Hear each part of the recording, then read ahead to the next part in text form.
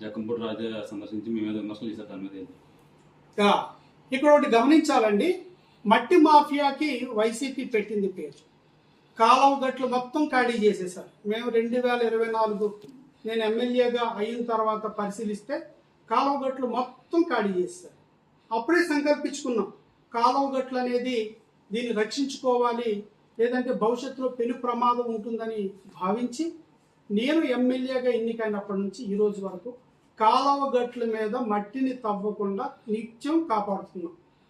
మీరు గమనిస్తే ఒకసారి పోలీస్ స్టేషన్ దగ్గరికి వెళ్తే కేసులు ఉంటాయి. కాలువ గట్టుల దగ్గరికి వెళ్ళిన లారీలు ఎన్ని సీజ్ చేశాము, కాలువ గట్టుల దగ్గరికి వెళ్ళిన మిషన్లు ఏమేమి సీజ్ చేసామో వివరాలు పోలీస్ స్టేషన్లో ఉంటాయి. జక్కంపూడి రాజా గారు, మీకు తెలుసో లేదో తెలియదు, మరి అపరిపక్వత సమాచారంతో మీరు ఏదో ఒక పంచ్ డైలాగ్ చెప్పినట్టు పాపం ఏదో ఆవేశపడి చెప్పినట్టున్నారు.